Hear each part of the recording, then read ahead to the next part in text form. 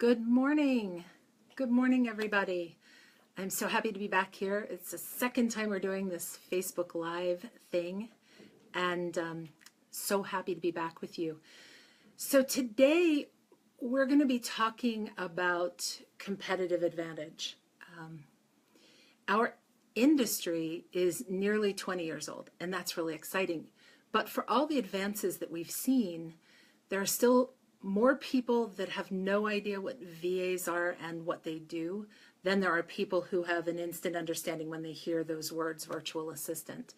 And even though that's true, there are plenty of great clients to be had who do have that level of understanding and the need for the help to go with it.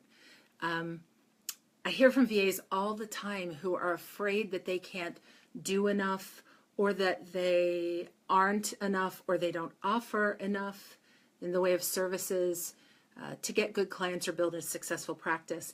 And it doesn't really help you guys that all around you, all the time, are people trying to sell you things. They want to sell programs, and I have a program. My program is very foundational, but there are people that have programs to sell you, tell you what you need to know, what you have to do in order to be successful, what you have to offer to be successful. And by the way, come and buy my thing and I'll teach you this and then you'll go be successful. And so let me back up and say this differently. I'm not saying that some of those skills and therefore some of those programs might not be a perfect fit for you and your practice, because of course they will be. What I am saying is that in truth, no matter where you are at this precise moment, you are very likely enough, and you probably do enough in order to attract some pretty awesome folks. So for those who don't know me, I'm Anastasia Bryce, founder of AssistU, and for nearly 20 years we've been supporting women in creating really rock solid, sustainable, profitable businesses as virtual assistants and connecting them with clients who want to work with them. We also support those client people in various ways. One of the things we love teaching is how to have a business that contributes to having a high quality life. Because quite frankly, if your business does not contribute to your having a high quality life, what's the point? You can go get a job and have that not contribute to your having a high quality life. So if you're going to take risk and have to do everything on your own, it may as well contribute, make a big contribution. And it's hard to have a high quality life when you struggle to get clients, or worse, when you know in your soul that you have kick-ass admin and operational skills, but still get the message that you're not enough, that what you do isn't enough, that you aren't enough, that it's just not enough. So today we're talking about using your competitive advantage to make finding great clients happen with ease. And I'm going to share some ideas, a few tips, and I hope we'll have some fun before you go back into your day. So let's get to it. First, I want to talk about this notion of competitive advantage. You'll notice that in the title, and while I'm sitting here, I'm making quotes around the word competitive. And that's because I don't believe in competition in small service businesses. I don't believe it at all. Instead, I believe that people buy, and by using that word buy, today is clearly an air quote day, just saying. People buy, and by that I mean choose to work with you based on what they value most. For some, they value saving money most. For others, they want something that saves them time and effort. Others may want something that allows them to look or feel prestigious. Others may want something that provides a certain availability to them. You know, they can get things quickly or do things quickly or on whatever timeline is important to them. It could be a feeling that they seek, like safety or good energy vibes. And for all of those, except when someone wants to save money, they're happy to pay well to get what they value. So I'm going to go on a little tangent because it's not the topic today, but I want to recommend that you stay away from people who want to save money. That puts you in a place, if you are going for these people who clearly want to save money and are looking for low cost providers. It puts you in a place of trying to be the low cost provider. The problem there is, number one, it's hard to be profitable and the low cost provider in a service business, especially a solo service business or a small service business. And for the people saving money, low cost is always a moving target, because if they've gotten a low cost, they're always going to be looking for a lower cost. Like, how can they keep saving money, money, money? So they're likely going to keep looking for a better deal, or my mother would have called it the bigger, better deal. In this case, the cheaper, better deal. And likely walk away from you when they find it. They also will, if they're sticking around and you decide to raise your rates, that's likely to be a problem for them too. So my tangent bottom line is, look for people who value other things. That right there will make life easier for you. Next point, I believe that people buy, we've heard this a million times, people buy from people that they know, like, and trust. And when they've identified somebody with those three things, that they know, they like, and trust them, the fourth thing that we don't hear a lot about is they tend to make buying decisions for services based on something that their gut tells them. You know, oh, I really liked her, or whatever it might be. But it's something that's more internal than based on know, like, and trust plus what they value. There can be many factors driving the decision to decide to work with you, to buy. But the reasons are always going to be theirs. They have nothing whatsoever to do with you. I know that sounds kind of crazy. I mean, they do have something to do with you in that they're interested in you. But if they make a decision that you're not the one, it has nothing to do with you. And I want you to really get that, because a lot of people start to think, what's wrong with me? She doesn't want to work with me. What's wrong with me? He doesn't want to work with me. What's wrong with me? He doesn't even want to talk to me. What's wrong with me?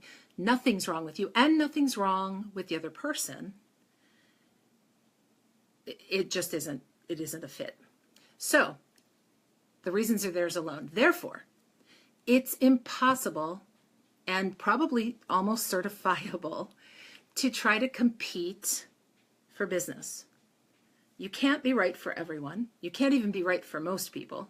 And trying to keep up with what you hear that everyone might want, or what others say you have to offer, is exhausting. It's totally exhausting. It's like trying to push a square wheel. It's really hard to get anywhere, even when you try really hard. And so what do you do if you're tired of pushing that square wheel? One of the easier ways to move it, in theory, is to pull it. Now, square wheels, we don't really have a lot of those, so you probably have never tried that. But you pull it. Pulling is the antidote to pushing. And you know this is true. If you think about the last time you tried to move a heavy piece of furniture, it is like a sofa or a dresser that still has stuff in it. It is much easier to pull it, than it is to push it. Pushing is hard. And so it is also way easier to pull clients to you than it is to push yourself on them.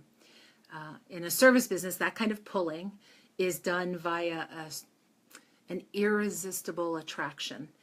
And I'm going to get a prop. I have props. I hope this works really well, because these were the best magnets that I had. Ta-da.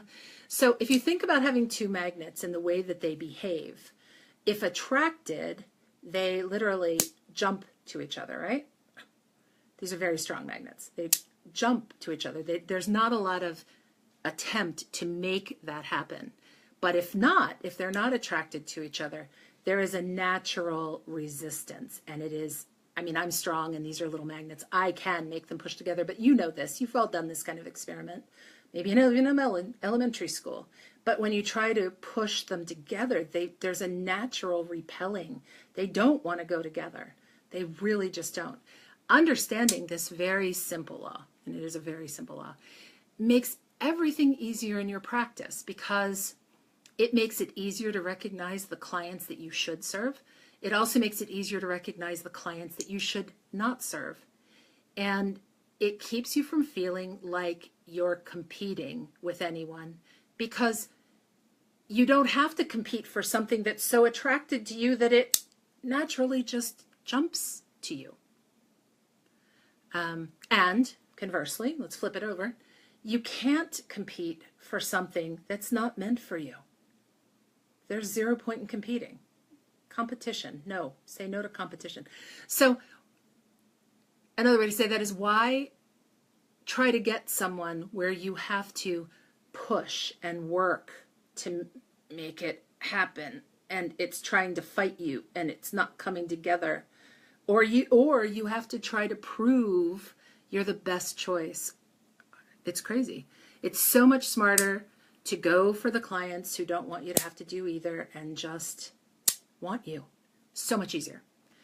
Having established that, I want to go back and look at the name of today's gathering and why I put competitive in quotes, besides the fact that I don't believe in competition. Even more, on a more core level than that, you fundamentally have no competition. No one is you. No one knows what you know. No one can do what you do the way you do it. No one brings to the party what you bring to the party. And no one will be as attractive to your ideal clients as you will be. As a result, though, this is the other part of competitive advantage, you do have very specific advantages that you should pay attention to, because those are the things that actually make the natural attraction points. And that all starts with who you are. Who you are has to be the bedrock of your business, especially if you're operating a solo service business where you fundamentally are the product, like a VA biz, a solo VA biz. So the first thing you need to do is stop and figure out who you are. What makes you really, really you? Because that's the thing that matters. And let's stop here just for a sec and let me know in a comment if you feel like you really know who you are. Like who you are at your core.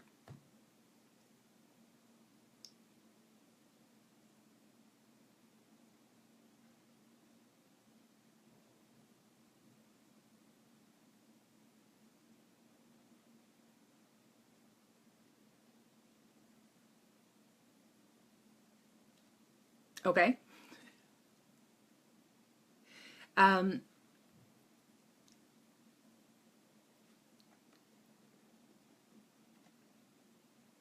Getting there, that's awesome. In some ways, yes, and in some ways, not so much.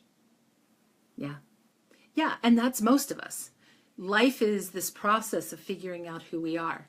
And the other piece to it is that lots of people don't really look into who they are because they're afraid that if they know who they are and they let other people know who they are, that's a scary thing. Because who we are, we have quirks.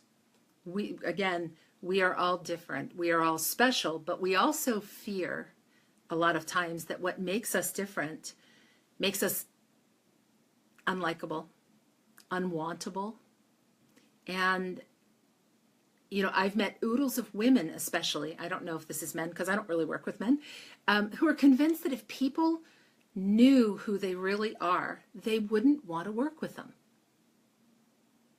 And in personal life, they wouldn't want to know them. They wouldn't want to be their friends. They wouldn't, whatever. But here's the thing. Those things you're scared to show are your attraction points. They are your genuine attraction points. That, we talk about authentic. That's authentic. When you show who you are for the right people, those are the things that people are coming for. The fact that you can help them, the fact that you can do work, the fact all of those other things, they're all awesome too. But if who you are doesn't meet up with that, you can't get to this. So, I always call them your freak flags. And no, that doesn't mean you're a freak. It means that you have things that are unique to you that you probably worry about. If anyone thinks you're a freak, it's probably you. So tip number 1 is this. Always let your freak flag fly. Always let your freak flag fly. When you share what makes you you, you create the attraction points so that people who find them appealing have ways to attract and grab onto you. And everyone else gets the clear message that there's not going to be a fit. Make sense? Tip number 2 is rest easy in who you are and in sharing who you are, and let your work and your life speak for you. Resolve that the only people you want to work with are those who actually love who you are, who love those things about you that you were afraid to share with the world. The thing is, if you want your practice to be easy, you need to work with ideal clients. I know a lot of you understand that already, but you need to work with ideal clients. More specifically, you need to work with clients who show you, without a shadow of a doubt, that they deserve space in your practice. You can only work with a few clients, right? So every person that's in your practice has to deserve to be there. And in looking for them and finding them, you're going to meet a lot of people that aren't ideal. You absolutely are. And your freak flag is a point of attraction for those who actually love that stuff. Whether they love it because they also have it, or they love it because their sister is like that, or they love it because they just think you're an awesome person and therefore an amazing addition to who they are. Whatever the reason is, they're attraction points. So your freak flag is a point of attraction for those who love who you are and love what you do and want you deep in their work. But it's also a point of repelling, a point that a client can absolutely use to disqualify herself, to know that you aren't right for her, she's not right for you. You two would be a horrible fit. There is no point in that. And what's super cool is that when someone disqualifies herself, she quietly slips away, removing herself from being on your radar, taking up space in your brain, getting any of your precious energy or attention. And yeah, sometimes that happens with people that you will never know. Someone will look at your site or see something you posted in social, and it turns her off and she just turns her attention elsewhere. Those are the best because you never even have them really entering your space. They're just over there somewhere and you don't even know they exist. It's almost like an alternate reality, which is kind of awesome. And sometimes it happens with somebody you've been talking with. And you find that suddenly she doesn't want to talk to you anymore. She cancels a scheduled consult. Something like that happens and doesn't want to talk to you any further. And you don't know why. You don't know why. In the beginning, that will likely bug you. That something about you had people walk away.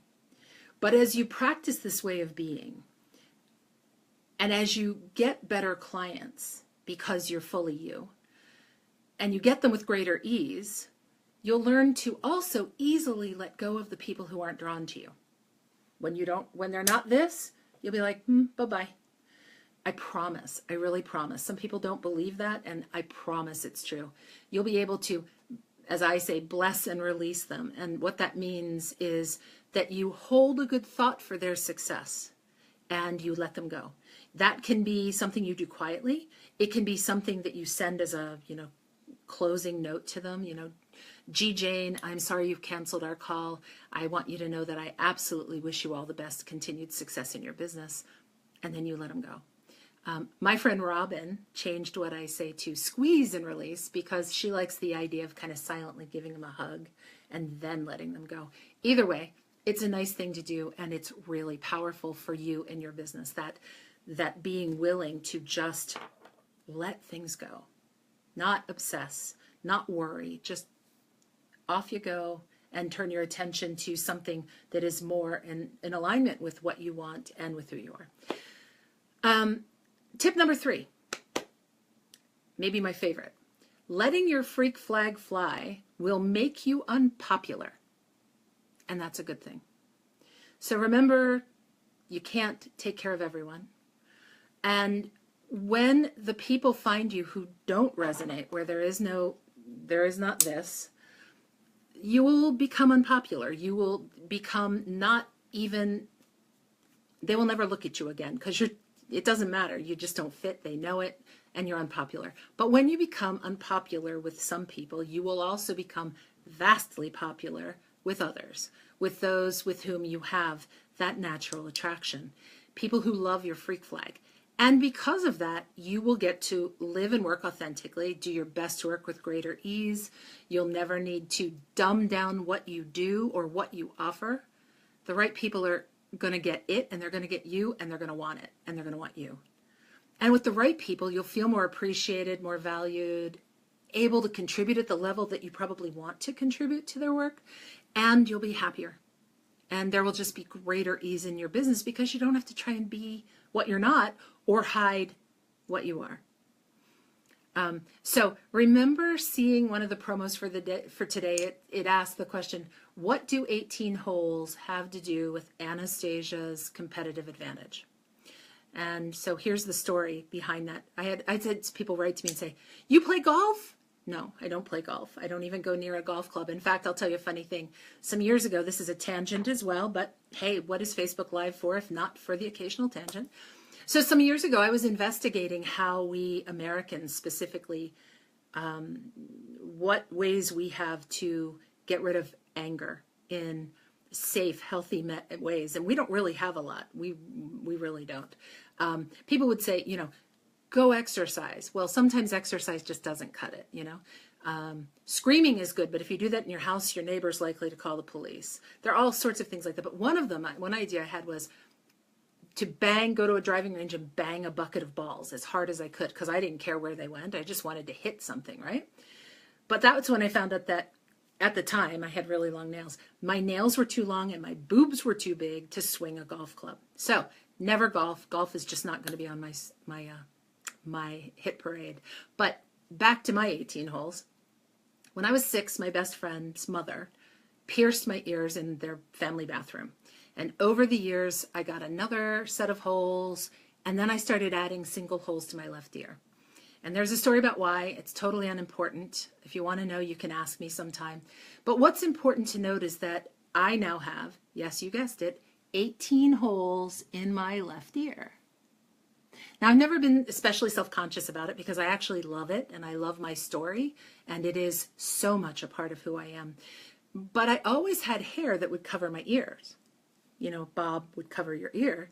And I know that depending on the situation, I would keep my ear covered, or I might tuck my hair behind my ear and kind of expose it. It was one of my freak flags. And I sort of thought for a while that maybe there were situations where it was less appropriate to fly it. And then I decided to go gray and cut my hair really short. And there is no hiding anymore. There is no hair to go over this ear. This freak flag flies all the time. And I was worried, honestly, because, and some of you know this and some of you don't know this, I've just started working with hospice and accompanying, I can't even say the word, accompanying people at the end of their lives.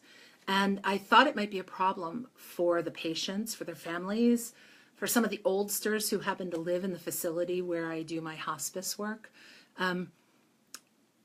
But people, mainly women, want to touch them or talk about them or ask me whether it hurt to get them, or who sit in silence and stare at my ear. This lady just yesterday, I was at a seminar about world religions, and this lady was sitting kind of across from me while we were waiting, and she was like, look, I thought she was looking at me. And I said to her, hi, I'm Anastasia. It's nice to meet you. And have we met before? And she said, no, but I was just looking at your ear. And so we had this conversation about my ear.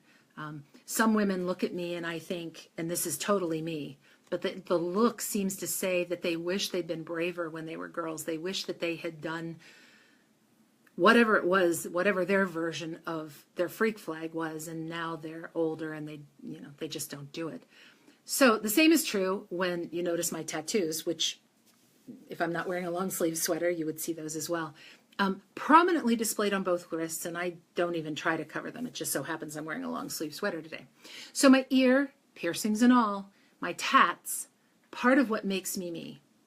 And when I'm brave enough to share them, along with talking about stuff like this, which is also part of my freak flag. I don't generally buy into a lot of what conventional business wisdom says. I don't teach so much of that. I teach people to have their own thing and do their own thing their own way. But when I do that, I'm met by people who feel a resonance to that, or to me and to that. It doesn't matter. And those who don't, they don't talk to me. They just walk on by.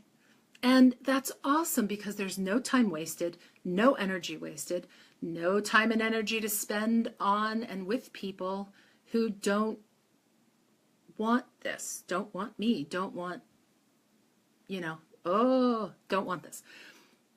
And it gives me more time and energy to spend on people who do like me, who feel a connection, who want to explore that or go more deeply, whether that's in friendship or work or whatever context that is. And the same is true in business, in my coaching practice specifically. And this was true in my VA practice before I stopped being a VA. People find something about me that attracts them and calls them to reach out about working with me. I've had a by referral only practice for 20 years because of that. Everyone comes to me because someone else said go. But they came and they needed to find the point of resonance. They needed to find that attraction point. And if all of this had bothered them, that referral might have counted for something right up until the minute that they bumped up against stuff that bothered them. And then it wouldn't have mattered anymore.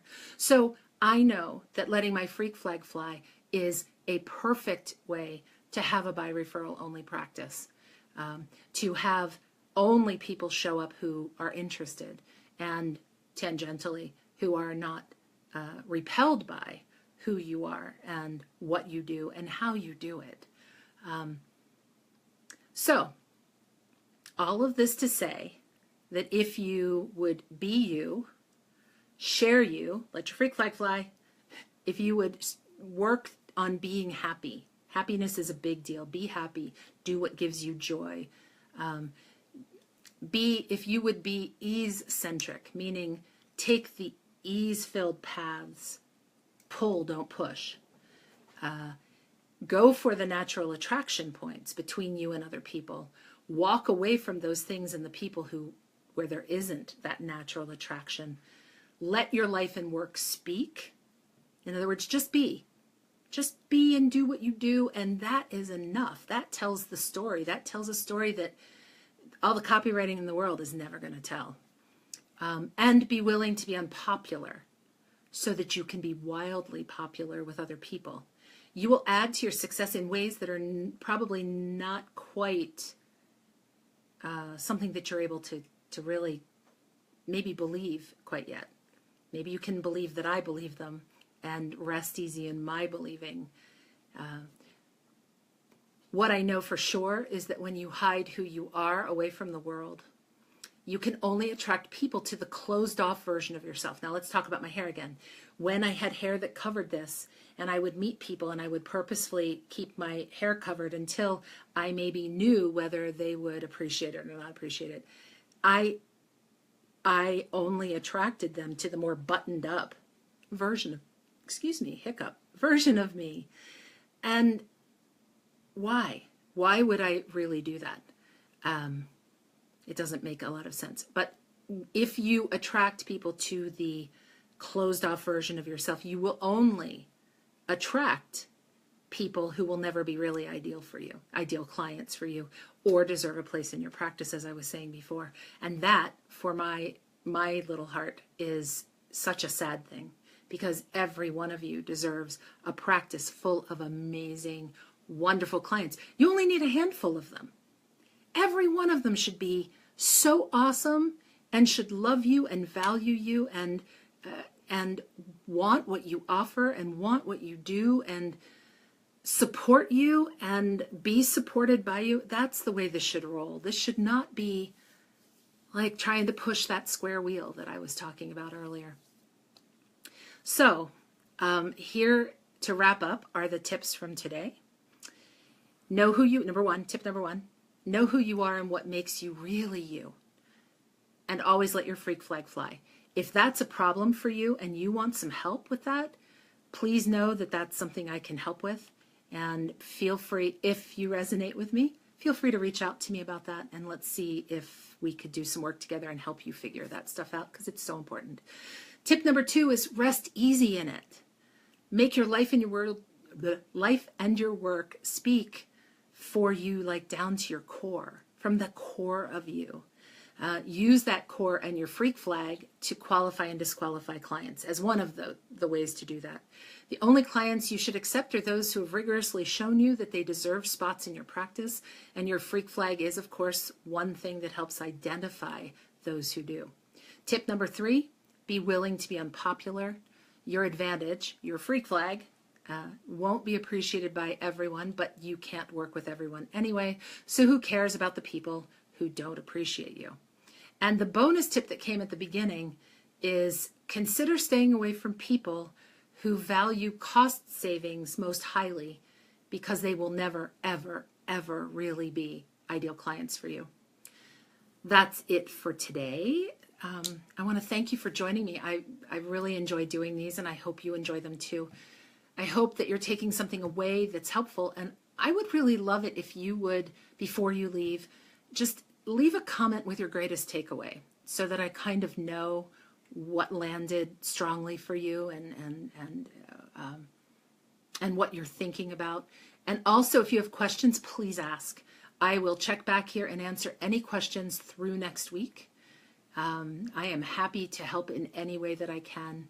And if you feel moved to, please share the video on your timeline or page, or if you'd rather write a comment here and tag friends you think would benefit from something I shared.